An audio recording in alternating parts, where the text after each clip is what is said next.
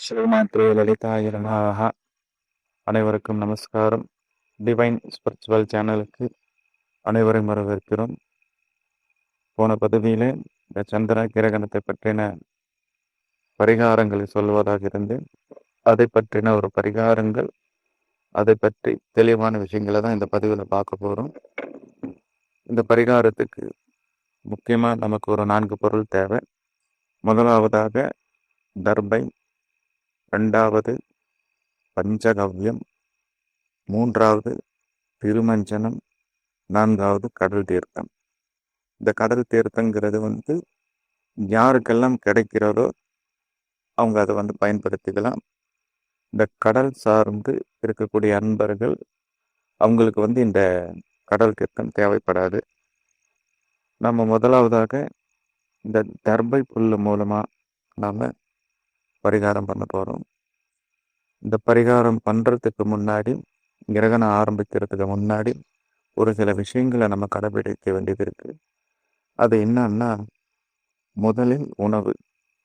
உணவுங்கிறத கிரகண காலங்கள்ல சாப்பிடக்கூடாதுங்கிறது சாஸ்திரங்கள்ல சொல்லுது. அதே போல கிரகண காலங்கள்ல நம்ம வயிற்றுல உணவு கூட தங்கி இருக்க கூடாது. அப்ப என்ன பண்ணணும்? கிரகணம் ஆரம்பிக்கிறதுக்கு முன்னாடி 3 அல்லது 4 மணி நேரத்துக்கு முன்னாடியே நம்ம சாப்பாடு சாப்பிட்டுடணும். இந்த சாப்பாடானது மிச்சம் இல்லாம குடும்பத்துல எத்தனை உறுப்பினர்கள் இருக்காங்களோ அவங்களுக்கு மட்டும் என்ன தேவை அந்த அளவுக்கு சமைச்சு சாப்பிட்டுடணும். மிச்சம் வைக்கக்கூடாது. நிறைய பேர் என்ன பண்ணுவாங்கன்னா, இந்த ஃப்ரிட்ஜில் அரைச்ச மாவு எடுத்து வச்சுக்கிறது, சட்னி, சாம்பார், ரசம் இந்த மாதிரி சமைச்ச பொருள்கள்லாம் எடுத்து வச்சுக்கிற விஷயங்களெல்லாம் பண்ணுவாங்க. அந்த மாதிரி ஒரு தவறு செய்யக்கூடாது. சமைத்த உணவுகளும் எதுவும் மிச்சம் இருக்கக்கூடாது. அது நல்ல கவனமாக பார்த்துக்கணும். ஏன் கிரகண காலங்களில் நம்ம சாப்பிடக்கூடாது அப்படின்னா, பொதுவாக இன்னைக்கு நம்ம பேசக்கூடிய இந்த கிரகணத்தை பற்றி ஒரு சின்ன ஆய்வு எடுத்துக்கலாம். ஏன்னா நடக்கிறது ராகு கிரகஸ்த சந்திர கிரகணம். ராகுன்னா யாரு? ராகு என்றால் நிழல் கிரகம், அதாவது பாம்பு கிரகம். அப்போ விஷத்தன்மை கொண்டவர். அப்ப அந்த கிரகண காலங்களிலே நம் உண்ணப்படும் உணவு என்னாகும்? விஷமாகும். அப்ப நம்ம வயிற்றில தங்கியிருக்கக்கூடிய உணவு விஷமாகிறதுக்கு உண்டான வாய்ப்புகள் அதிகம். நச்சாகவும் மாறத்துக்கு நிறைய வாய்ப்புகள் அதிகம். அதனாலதான் கிரகண காலங்களில் சாப்பாடு சாப்பிடக்கூடாது சொல்லப்படும். தண்ணீர் கூட குடிக்கக்கூடாது. அப்ப அந்த கிரகண காலங்கள்ல வரைக்கும் நாம அதை கடைபிடிச்சுதான் ஆகணும். அடுத்ததான் இந்த பரிகாரங்கள்ல இந்த சொல்லப்பட்ட இந்த 4 பொருள்ல முதலாவதாக இந்த தர்பையை எடுத்து நம்ம செய்யப்போம். தர்பை ஏன் நம்ம உதயன்மைப்படுத்துறோம்னா, நிறைய விஷயங்கள் இருக்கு. துளசி இருக்கு, வில்பம் இருக்கு, அருகம்புல் இருக்கு, எத்தனையோ மூலிகை செடிகள் எல்லாம் இருக்கு. நம்ம பரிகாரத்துக்கு தர்பையே நம்ம ஏன் இருக்கும்? எல்லாருக்கும் கேள்வி இருக்கும். அதாவது உலகத்திலே சாபமும் தோஷமும் இல்லாத ஒரு புனிதமான மூலிகை இருக்குதுன்னா அது தர்பை தான். அதுதான் எல்லா முக்கியமான பூஜை காரியங்களை முதன்மைப்படுத்துறது. இந்த கோயிலெல்லாம் பார்த்துருப்பீங்க. இந்த கும்பாபிஷேகம், முக்கியமான இந்த ஹோமம், யாகம், இது போல விஷயங்கள் எல்லாம் நடக்கிற இடத்துல பார்த்தீங்கன்னாக்கா தர்பை தான் முதன்மையா இருக்கும். எந்த ஒரு திருஷ்டி தோஷம், எந்த ஒரு தீய சக்திகள் எதுவும் கிட்ட நெருங்காத மாதிரி இருக்கணும்னா அதுக்கு தர்பை மிகப்பெரிய ஆயுதம். தர்பை இருக்கிற இடத்தில் எந்த ஒரு துஷ்ட சக்திகள் வருவதில்லை. அதனாலதான் இந்த கிரகண காலங்கள்ல அநேகர் சொல்லியிருப்பாங்க, நிறைய பேர் சொல்லியிருப்பாங்க, தர்பை பயன்படுத்துங்க, சாப்பாட்டு பொருள் எல்லாம் போட்டு வைங்க, தண்ணியில போட்டு வைங்க, அரிசி பருப்புல எல்லாம் போட்டு வைங்கன்னு சொல்லியிருப்பாங்க. காரணம் என்னன்னா, நம்ம உணவையே மிச்சம் வச்சுக்க கூடாதுன்னு சொல்றோம். அப்போ உணவு பொருட்கள் எல்லாம் இது கிரகணம் முடிஞ்ச பிறகு எடுத்து கொண்டு போய் வெளியே கொட்டிட முடியாது. அதை நம்ம பயன்பாட்டுக்கு இருக்கக்கூடியது. அதனாலதான் நம் உண்ணும் உணவுகளில் அந்த உணவுப் பொருட்களுக்கு ஒரு முக்கியத்துவம் கொடுக்கும். அதனாலதான் தர்பையை கொண்டு உணவு பொருட்கள் எங்கெல்லாம் இருக்கிறதோ அங்கெல்லாம் ஒரு தர்பைக்குள்ளே போட்டு வைங்கன்னு பெரியவங்க சொல்லியிருக்காங்க. அது இன்னைக்கும் நடைமுறையில் இருக்கு. எல்லோரும் சொல்றதுதான். அதை நாமளும் இன்னைக்கு கடைபிடிக்கிறோம். தண்ணீர் தொட்டிலெல்லாம் போட்டு வைக்கிறோம். அந்த மாதிரி எல்லாம் பண்றோம். ஆனா ஒரு 2 விஷயம் 100க்கு ஒரு 97 98% வந்து யாரும் அதை கடைபிடிக்கிறது கிடையாது. நான் சொல்ல போற ஒரு 2 விஷயம். வீட்டு வாசல்ல கிரகணம் நடக்கிறப்போ, இந்த கிரகணம் நிகழ்ற நேரத்துல வந்து வீட்டு வாசல்ல வந்து ஒரு கட்டு அல்லது 9 தர்ப புல் எடுத்து கட்டி இருக்கு. நிறைய பேர் வந்து இதை ஃபாலோ பண்றது. அடுத்ததா எல்லா பக்கமுமே தர்பையால நம்ம வந்து பந்தனம் பண்ணி வைக்கிறோம். உணவுப் பொருட்கள் எல்லாம் பாதுகாப்பா வச்சுக்கிறோம்.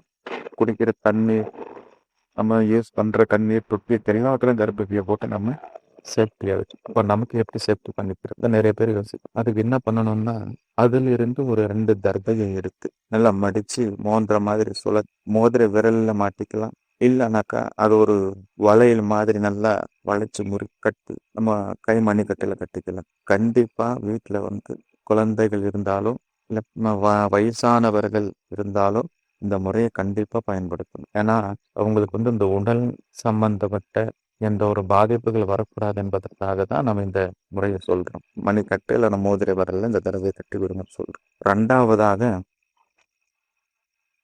இந்த பஞ்சகவ்யம். இந்த பஞ்சகவ்யம்னா நிறைய பேருக்கு தெரியும், ஒரு சிலருக்கு தெரியாது. இருந்தாலும் சொல்றோம். பஞ்சகவ்யம்னா பசுவிலிருந்து கிடைக்கக்கூடிய ஒரு புனிதமான பொருட்கள். பால், தயிர், கோமியம், பசுஞ்சாணம், நெய். இந்த 5 பொருளும் சேர்ந்த ஒரு கலவை தான் பஞ்சகவ்யம் சொல்றோம்.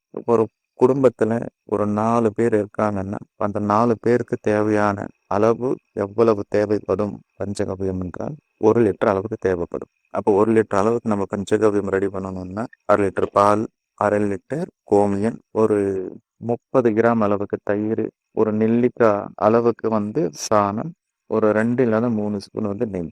இதெல்லாம் ஒரு பாத்திரத்துல போட்டு நல்லா மிக்ஸ் பண்ணி வச்சுக்கணும். இது கிரகணம் ஆரம்பிக்கிறதுக்கு முன்னாடி பண்ணி வச்சுட்டு அதுலயும் வந்து ஒரு 9 தர்பையை வந்து போட்டு வைக்கணும். அந்த பாத்திரத்துக்குள்ளார நல்லா அந்த பஞ்சகாவியம் அளவுக்கு மூழ்கிற அளவுக்கு வந்து அந்த தர்பையை வந்து போட்டு வைக்கணும். அடுத்ததா வந்து திருமஞ்சன பொடி. எல்லா நாட்டு மருந்து கடைகளிலும் பூஜா ஸ்டோரிகளும் ரொம்ப இலகுவா கிடைக்கும் திருமஞ்சன பொடி. இதுல வந்து குளியல் திருமஞ்சன பொடின்ற ஒண்ணு இருக்கும். அது வந்து வெள்ளையா இருக்கும். அது வாங்கிடக்கூடாது. இந்த கோவில்களில் சுவாமிக்கு அபிஷேகத்துக்கு பயன்படுத்தக்கூடிய அந்த திருமஞ்சன பொடியை கேட்டு வாங்கிக்கணும். அடுத்ததான் வந்து கடல் தீர்த்தம் சொல்லியிருக்கிறேன். யாருக்கெல்லாம் கடல் தீர்த்தம் கைவசம் இருக்கிறதோ மிகவும் நல்லது. கடல் தீர்த்தம் கிடைக்காதவங்க என்ன பண்ணலாம்னா, ஏதாவது ஒரு நதி தீர்த்தம், ஏதோ ஒரு குளத்திலிருந்து தீர்த்தம் எடுத்துக்கலாம். இல்லைன்னா சுத்தமான கிணற்று நீர் எடுத்துக்கலாம்.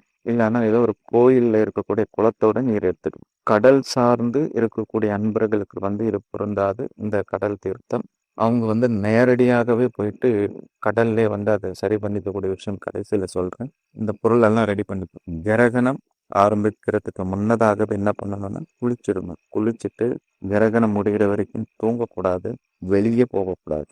ஏன்னா காந்த சக்தி அதிகமாக பூமி மேல இருக்கு. அதனாலதான் வெளியே போகக்கூடாதுன்னு சொல்றேன். நிறைய பேர் பார்த்திருப்பீங்க, இந்த கிரகண காலங்கள்ல உலக்கையெல்லாம் கொண்டு வந்து வெளியே வச்சிருப்பாங்க. அது நேரம் எந்த ஒரு சப்போர்ட் இல்லாம. அதுக்கு காரணம் வந்து இதுதான், காந்த சக்தி பூமி மேல அதிகமா இருக்கும்.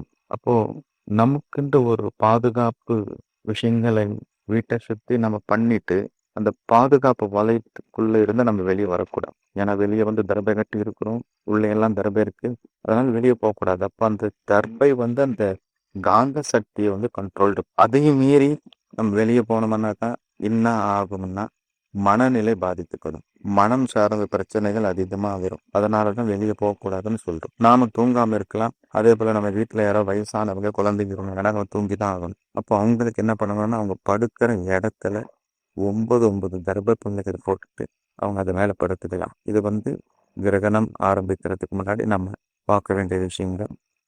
அடுத்ததாக கிரகணம் முடிஞ்ச பிறகு உடனே எல்லாரும் குளிச்சிடணும். முடியாதவங்க அதிகாலையில குளிக்கலாம். குளிக்கிறதுக்கு முன்னாடி வீட்டெல்லாம் சுத்தம் பண்ணி, யார் கையில எல்லாம் இந்த கடல் தீர்த்தம் இருக்கோ அவங்க எல்லாம் வந்து வீடெல்லாம் தெளிச்சு சுத்தமா தொடச்சிடணும். கடல் தீர்த்தம் இல்லாதவங்க வெறும் இந்த தண்ணீர்ல வந்து கொஞ்சமா உப்பு கலந்து அதை நல்லா கலக்கிட்டு அந்த உப்பு தண்ணியை தெளிச்சு விட்டு தொடச்சிக்கலாம். அடுத்துதான் வந்து குளிக்க போகணும். குளிக்க போறதுக்கு முன்னாடி தான் 2 விஷயங்களை நம்ம பண்ணணும். அது வந்து இந்த பஞ்சகவ்யத்தாலும் திருமஞ்சனத்தாலும் பண்ண போறோம். அந்த கலக்கி வச்சிருக்கிற பஞ்சகவ்யத்தை என்ன பண்ணணும்னா உச்சந்தலை முழுவதும் நல்லா நினைகிற அளவுக்கு அந்த பஞ்சகவ்யத்தை எடுத்து தலையில வச்சுக்கணும். அது ஒரு 10 நிமிஷமாவது நம்ம தலை மேல இருக்கணும் அந்த பஞ்சகவ்யம். அடுத்ததா குளிக்கிறதுக்கு முன்னாடி நமக்கு வெந்நீர் வேணும். வெறும் தண்ணியில வந்து குளிக்கக்கூடாது. கிரகணம் முடிஞ்ச காலத்துல சுடு தண்ணிக்கு தோஷங்களை நீக்கக்கூடிய ஒரு சக்தி உண்டு. இது நிறைய பேருக்கு தெரியாது. அதனாலதான் வந்து வெந்நீர்ல குளிக்க சொல்றோம். இந்த வெந்நீர்ல ஒரு வாளியில வந்து நிறைய வெந்நீர் எடுத்துக்கிட்டு, தேவையான அளவு வெந்நீர் எடுத்துக்கிட்டு, அதுல கொஞ்சோண்டு பஞ்சகாவியத்தை சேர்க்கணும். கொஞ்சோண்டு பஞ்சகாவியத்தை அந்த வாளியில போட்டு நல்லா மிக்ஸ் பண்ணிக்கணும். அடுத்ததா கடல் தீர்த்தம் இருந்தா கொஞ்சம் கடல் தீர்த்தம் ஊத்துங்க.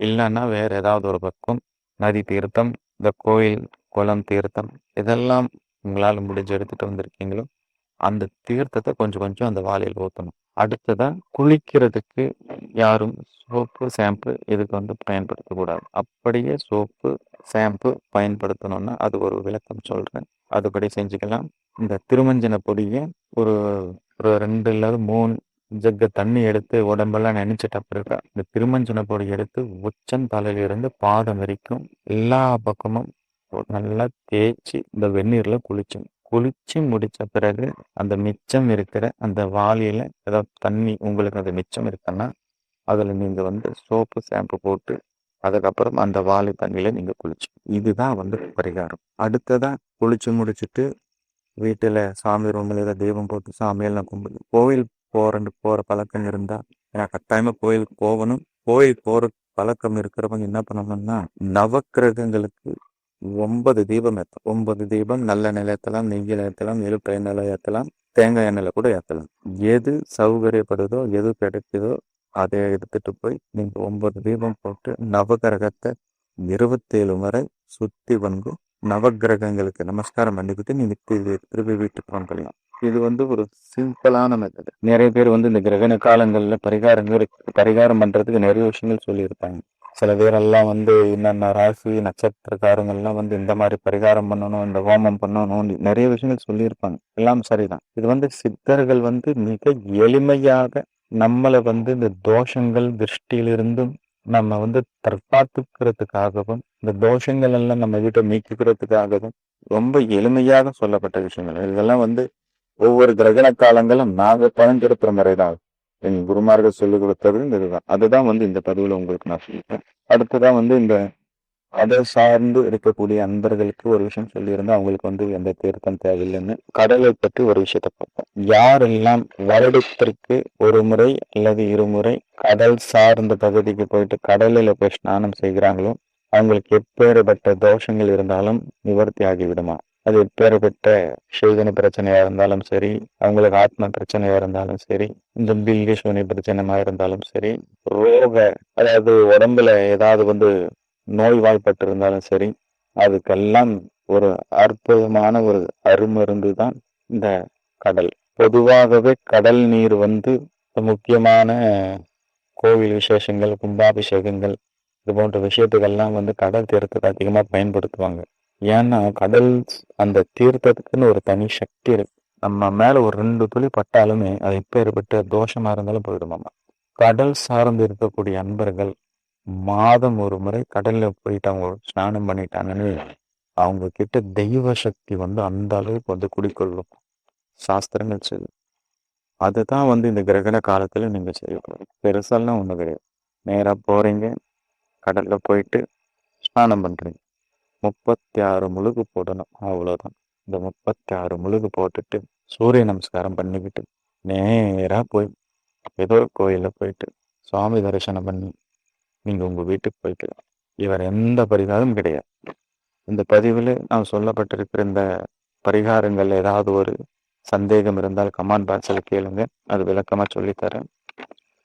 இந்த கிரகணங்களை பற்றி இன்னும் ஒரு சில பதிவுகளை பதிவிடணும்னு விரும்புகிறேன்.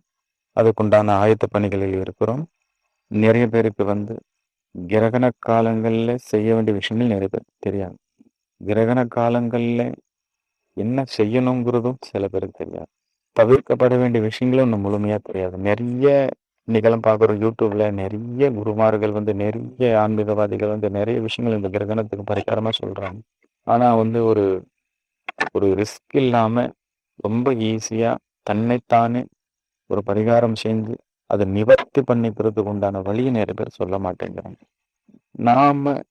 நம்ம இந்த ஸ்பிரிச்சுவல் சேனலில் வந்து அநேக விஷயங்களுக்கு வந்து இந்த மாதிரி ஒரு சின்ன சின்ன பரிகாரங்கள், ரகசியமாக இருக்கக்கூடிய இந்த விஷயங்களை வந்து எல்லா மக்களுக்கும் எடுத்து சொல்கிறதா எங்களுடைய எண்ணம்.